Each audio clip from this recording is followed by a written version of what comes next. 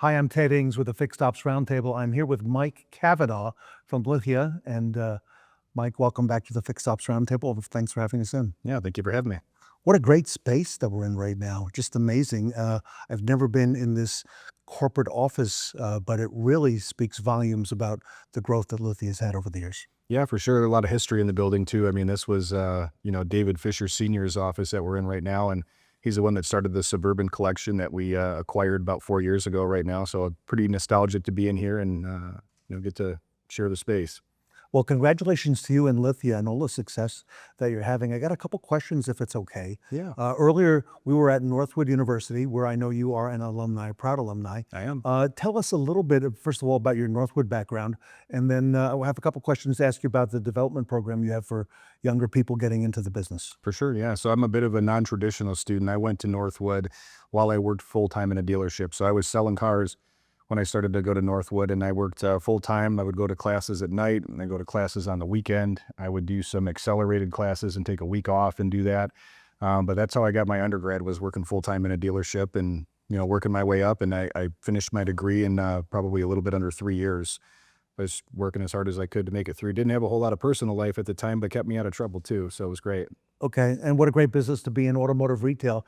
I think, personally, I think it's one of the best kept secrets that there is. What a career someone can have in this industry. Yeah, totally agree. I love it. I mean, I came from a car family, so my grandfather started a full service gas station, years ago, and my dad and his brothers grew up working there with him, and that's where my dad learned how to work on cars. And he had the idea the first time to buy a used car and put it out in front of the gas station and sold it. And then my grandfather said, "Hey, that's kind of a good idea. Maybe we should keep doing this." So that's how my dad kind of got into the car business. He taught me the trade as well, and it's kind of been in my blood. And now I've got my niece and my nephew work with us here as well too. So it's kind of a family tradition at this point. It's pretty cool.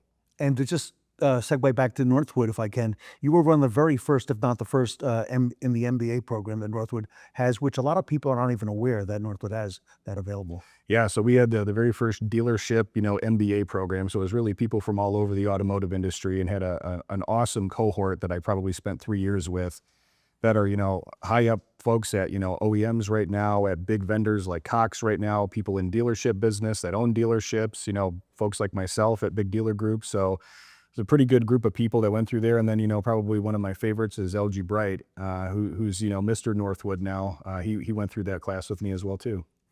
Um, Lithia has had some explosive growth the last couple of years. Talk to us a little bit about that, because not only are you the #1 automotive dealer group in the world, if I'm correct about that, Yeah. but you've also broken a couple other records, and also in that Fortune group as well. Yeah, we just made, I think, Fortune 124. So we've continued to move up the list every year and grow. And I mean, that puts you in some pretty rare air with some pretty large companies out there. But, our mission is growth powered by people. And I think it's our people that help us continue to grow as we continue to, recruit, hire, train, develop great people. It allows us to continue to grow because, without great people, we've got a lot of big, expensive buildings and a lot of big, expensive cars that don't really go anywhere. And it's all about the people. It is, of course. truly. All right, so coming back to that, you've got a very unique program for younger people who are coming into the automotive business, and it's called the DART program. Tell Yeah. us a little bit about that, because one of our interns from Northwood, Vanessa Collins, I understand, is entering that program. Yeah, truly an awesome program, something that our CEO is passionate about himself. I mean, we've got some great people that started in this DART program 4 or 5 years ago that have moved up the ranks of the company. Our first darter runs all of our, real estate and facilities and performance management for the entire company now. So I think the belief is that we identify really good, high quality, younger folks early in their career, and we give them an opportunity to learn different parts of the business so they can accelerate their career. And that's really what it's about is, you find great people, you invest in them, and then, sky's the limit. For a lot of people entering, especially young people entering the automotive business, if they don't go to the right organization, the right store with the right culture, with the right beliefs, historically, we've run a lot of those people off in the past. Yeah. Why is this program different than all that? I think it's because we're invested in getting them really a well-rounded background, right? So, we have DART on the corporate side, and we have it on the operations side as well too. And on the operations side, we allow people to spend, weeks or months in each department. They spend time in sales, they spend time in service, they spend time in parts, the BDC, F&I, and they really get well-rounded, where I think historically in our industry, it was kind of like, hey, give them a phone and see what they can do. And if they fail, they fail. Well, that really doesn't work for a lot of people. So I think now we're very intentional about how we grow and develop people, get them different experiences, give them mentors, give them people that are vested in their success to help them grow. You and I have a lot of friends in common who are in automotive retail, and we've heard more and more in recent years about that career path, Yeah. actually having a written career path that people can follow and expect. How important is that to people entering the business to be able to have that? I think a lot of people like it. And the thing that we've heard early on feedback that people like about the DART program is that there isn't only one path. Is that, if you want to go through this program and say you really like service, well, then you can stay in service if you want. If you really like used cars, you can stay in used cars. We've got a great example right now at our Buick GMC store down the street. Matt Daschke's one of our darters over here, and he really liked used cars. He latched onto it, and he's probably one of our better used car managers in the entire group here in Michigan now. He was doing logistics right out of college a year ago. He just latched onto it. He was coachable, trainable. He listened, and he executes every day consistently. So it's really about, finding the right path for you, not the right path that we want you to go down. And I think that's why people tend to really get attracted to this program. You've got a lot of employees at Lithia. You oversee a whole lot of employees, Yeah. especially in this part of the country as well.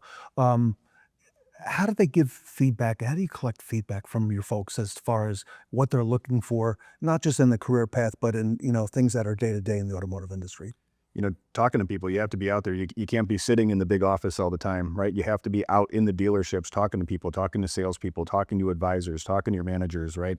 On a regular basis. Is that, you can't expect to get, the straight feedback from people if it's going to get filtered through multiple layers of people. You have to get to know your people. You have to care about your people. You have to be open-minded to their feedback as well and not think that you've got it all figured out. That's one thing that I love about our culture is that we're always open-minded to being wrong. We call it humble competence. I think as a leader, you have to be confident, but you have to be humble enough to say, we don't have it all figured out and we're not always right. Something I took from you last October when we were at Northwood at that industry CAM summit, the very first Yeah. one, you referred to the hospitality industry and did a correlation to the automotive industry. And that has stuck with me. And a lot of the people who were in the audience that day and who were on panels have since talked about that hospitality industry. Give us the relationship with hospitality and automotive retail. Well, when I mentioned earlier that we're really nothing without our people here, our employees, right? We're really nothing without our customers, right? Again, people have to want to buy our cars. People have to want to service their cars and buy parts from us, right? Well, we earn their business. And I think a lot of times people will say, oh, thank you for letting me earn your business. But we have to look at every interaction with a customer, not like they're a lead or an opportunity, but they're a person that needs our help. And I think when you really understand that, and I've got a saying that I've said for many years now, is that treat everybody like you'd want them to treat your mother, your sister, your daughter, your wife, right? If you do that, you really can't go wrong. Open the door for someone, greet them with a smile, ask them how you can help them and genuinely care about what they say and listen to them. And so I think when we realize that the only reason somebody comes to a brick and mortar business is for hospitality. If they only want speed and efficiency, they probably buy something online, they get it shipped to their house. Sure. If they want hospitality and they want service, that's why they're coming to you. And I think we have to remind ourselves of that every day. Looking at the operation here in Troy, Michigan, very impressive, the number of stores, facilities, and the people as well. It's clear that Lithia is playing the long game, okay, Yeah. with investments like the START program.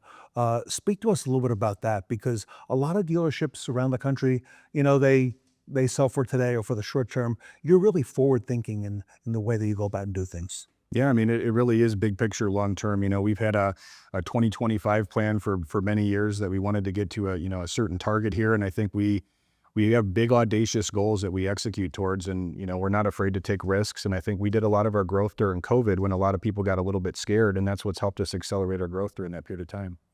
Last question. What about fixed operations? How does that enter all of this? Fixed operations, I'm a huge fan of fixed operations. So my dad, I told you, was, kind of a technician by trade. So I grew up on that side of the business. But I mean, there's that old saying that you sell your first car in the showroom, you sell every car after that in the service department.